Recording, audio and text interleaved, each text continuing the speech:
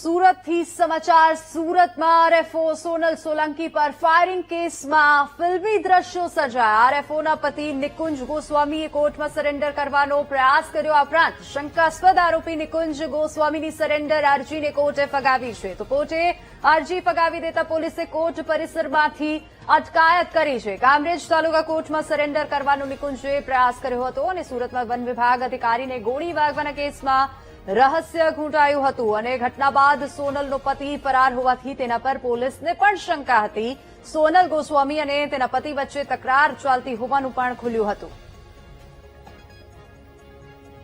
તો આરએફઓના પતિ નિકુંજ ગોસ્વામીએ કોર્ટમાં સરેન્ડર કરવાનો પ્રયાસ કર્યો હતો। નિકુંજ ગોસ્વામીની સરેન્ડર અરજી કોર્ટે ફગાવી છે। આરએફઓ પર ફાયરિંગ કેસમાં અટકાયત કરવામાં આવી છે।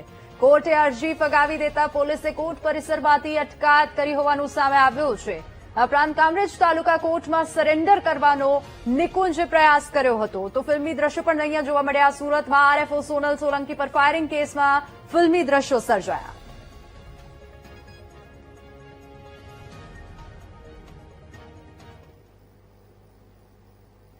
કામરેજ તાલુકાના જોખા ગામે સોનલ સોલંકી જે આરોપીઓ હતા તેમના પર ફાયરિંગની ઘટના બની હતી અને આ ઘટના બન્યા બાદ જે ફરિયાદ નોંધવામાં આવી હતી એ ફરિયાદમાં તેના જે પતિ નિકુંજ ગોસ્વામી છે તેની પર શંકાની સોય હતી અને પોલીસ નિકુંજ ગોસ્વામી કે જે આરટીઓ ઇન્સ્પેક્ટર છે તેની શોધખોળ હાથ ધરી હતી। ત્યારે નિકુંજ ગોસ્વામી ફરાર થઈ ચૂક્યો હતો।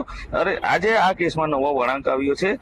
જે પતિ છે નિકુંજ ગોસ્વામી એ આજે સુરત કઠોર કોર્ટમાં સરેન્ડર કરવાનો પ્રયાસ કર્યો હતો, પરંતુ નામદાર કોર્ટ દ્વારા સરેન્ડરની અરજી નકારી કાઢવામાં આવી હતી અને આ તકનો લાભ લઈને પોલીસે નિકુંજ ગોસ્વામી કે જે આરટીઓ ઇન્સ્પેક્ટર છે તેની અટકાયત કરી છે અને હાલ તેની વિધિવત ધરપકડ કરવાની પ્રક્રિયા હાથ ધરવામાં આવી છે। મહત્વનું છે કે કામરેજ પોલીસ દ્વારા આ ધરપકડ કરવામાં આવી છે અને તેને સુરત જિલ્લા એલસીબી ખાતે પૂછપરછ માટે અહીં લાવવામાં આવ્યા છે। ત્યારે નાયબ પોલીસ અધિક્ષક કામરેજ પોલીસ એલસીબી એસઓજીના અધિકારીઓ હાલ નિકુંજ ગોસ્વામીની પૂછપરછ કરી રહી છે અને ત્યારબાદ જ વધુ ખુલાસા થશે। કેમેરામેન નાજીમ સાથે નિર્મલ પટેલ, વીટીવી ન્યૂઝ, કામરેજ, સુરત।